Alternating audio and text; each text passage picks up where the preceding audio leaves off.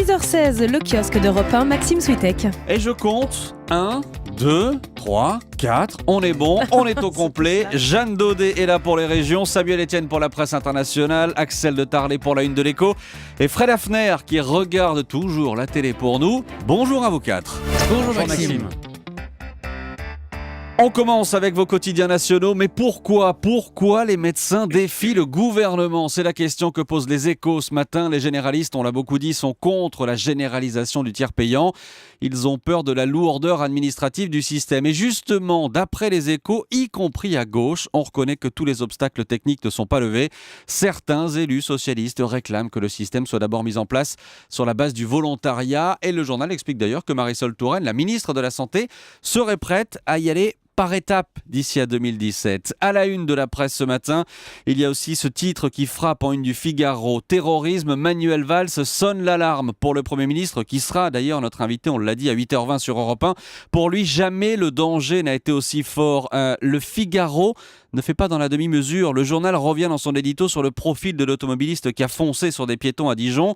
Je cite, « Déséquilibrés ou terroristes, peu importe le nom qu'on leur donne, les Français retiennent seulement qu'ils sèment la mort en criant Allahu Akbar. Peur sur Noël », ça c'est le titre en première page du Parisien. Hier soir, on l'a dit, un autre conducteur a foncé sur le marché de Noël de Nantes. Une information, Jeanne Daudet, qu'on retrouve évidemment à la une de la presse régionale ce matin. Oui, une nouvelle fois, Maxime, c'est le choc en une de plusieurs quotidiens. Presse Océan, il consacre toute sa première page, une photo des lieux du drame avec ce gros titre touché au cœur. C'est une série noire qui continue pour la montagne, une folle contagion en une de Sud-Ouest. Autre photo marquante ce matin, en une de Nice Matin, celle d'Hervé Gourdel.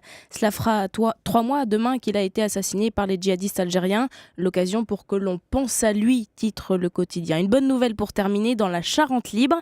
Le plein a prix cadeau pour les fêtes en Charente. Le prix du gazole tourne autour de l'euro, le samplon 95 avoisine l'euro 20. Et voilà pour la bonne nouvelle. L'histoire qui vous a le plus marqué ce matin, Jeanne, c'est Sud-Ouest qui nous la raconte.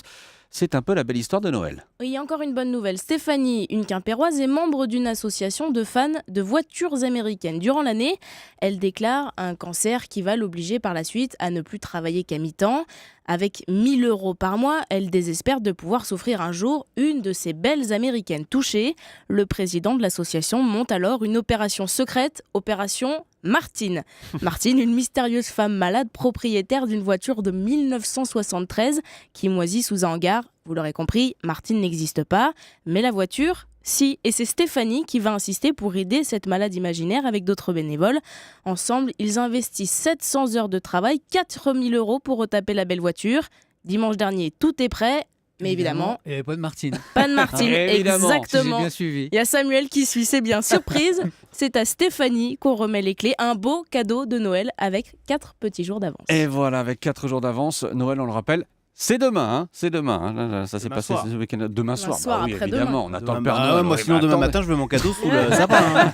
Il y a débat dans les familles là-dessus. Vous pouvez, mais vous l'attendrez. Oui, il y a On débat. sera là, ce sera votre cadeau, Axel. Samuel Etienne, on vous retrouve pour la presse internationale avec l'histoire d'une mère ce matin, une mère à la recherche de son petit garçon de 3 ans. Une histoire moins souriante que celle dont on vient d'entendre avec Jeanne. C'est une histoire en 2 photos publiées par le journal italien Il Corriere della Sera. C'est l'histoire d'une mère italienne qui, en novembre dernier, a vu son enfant enlevé par son père, un bosniaque qui a décidé de rejoindre les rangs de l'État islamique de Daesh pour combattre en Syrie et en Irak. Pendant plusieurs semaines, pas de nouvelles de cet enfant de 3 ans.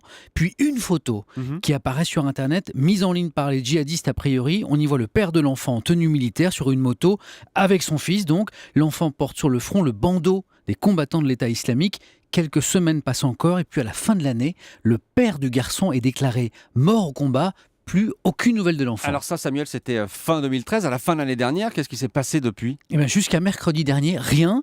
Des mois de silence, de longs mois de silence, et puis un SMS d'un ami du père de l'enfant, parti d'Italie, lui aussi pour mener le djihad.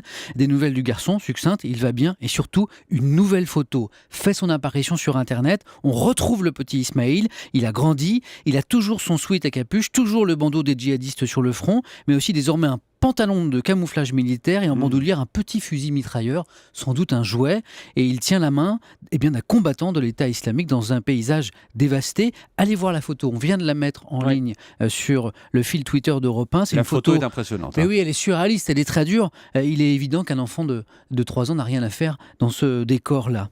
On est sûr qu'il s'agit du même petit garçon ? Justement, sachez que cette dernière photo, les carabiniers italiens l'étudient avec attention parce qu'ils pensent avoir identifié l'endroit où elle a été prise.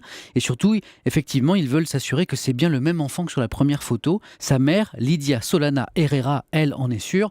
C'est son fils et elle supplie qu'on lui le rende. Et je suis sûr qu'on va reparler de cette histoire. Merci Samuel Etienne. À la une de l'Écho, la presse Écho ce matin, Axel de Tarlet. Vous avez une carte en main. Qu'est-ce que c'est que cette carte ? Moi, je suis très professeur. Mais oui, je vois ça.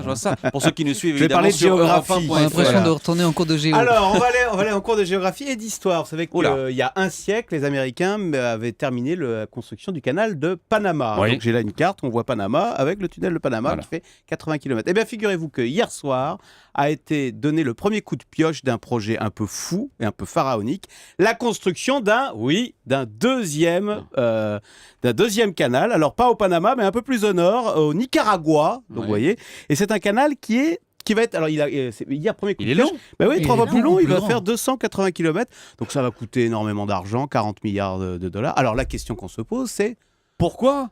à quoi ça va sert servir un Mais oui, deuxième évidemment. canal Parce qu'il n'est pas très loin de l'autre. Oui, finalement. il est juste à côté, il est 3 fois plus long, ça serait comme construire un deuxième tunnel sous la Manche. Hein.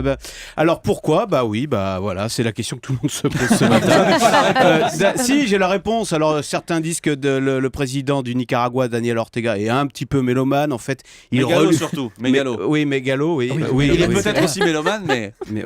Mégalomane. Oui, Mégalomane. j'ai mal prononcé. En fait, il est très jaloux du milliard de dollars de recettes que touchent les Panaméens chaque année avec ce canal. Donc il se dit, moi, j'aimerais bien avoir un canal et toucher $1 milliard chaque année. Mais ça va coûter hyper cher. Oui, alors mais il y a une autre symbolique derrière tout ça. C'est que je l'ai dit il y a un siècle, les Américains mettaient la patte finale à la construction du canal de Panama. Et pour eux, c'était très politique, ils devenaient ainsi la première puissance mondiale et ils avaient la maîtrise des mers. Le président Theodore Roosevelt, il y avait un reportage là-dessus sur Arte, enfin je fais un peu le savant, était là pour l'inauguration, enfin pas pour l'inauguration mais pour suivre les travaux. Et là, toute la symbolique, c'est que ce sont les Chinois qui construisent. Ce sont eux qui mènent les travaux. Voilà, ce sont eux qui mènent les travaux. Et bien derrière, on se dit que forcément, ils ont des visées. Alors on va voir maintenant si le projet va jusqu'au bout, oui, parce que c'est compliqué. Hein. Et puis en plus, ça passe à travers les plus grandes réserves d'eau douce de la. Donc, il y a des problèmes écologiques sans doute oui, aussi. il faut déplacer 30 000 personnes. Enfin, ouais, bon. Oula. Vaste chantier, mais ça a commencé hier. Et voilà, ça a commencé. Ça doit être terminé en 2020. Fred Hafner, à la télé ce soir. Ce soir, vous nous conseillez un spectacle de Gad Elmaleh.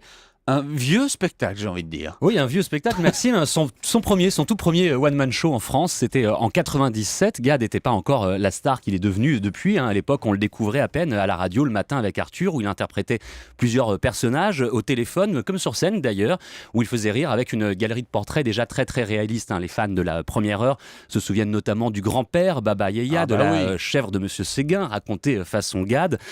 Toute une série de caractères, en fait, tous plus drôles les uns que les autres. Et le spectacle qu'on voit ce soir, il raconte d'ailleurs une histoire. Hein. Oui, il raconte une histoire. Officiellement, ce sont les aventures d'un personnage fictif appelé David, mais on comprend vite qu'il est en réalité le double de Gad Elmaleh qui utilise sa propre vie, ses expériences pour faire vivre son personnage. Décalage, le titre du spectacle, c'est donc l'histoire d'un jeune Marocain qui débarque au Canada, puis en France.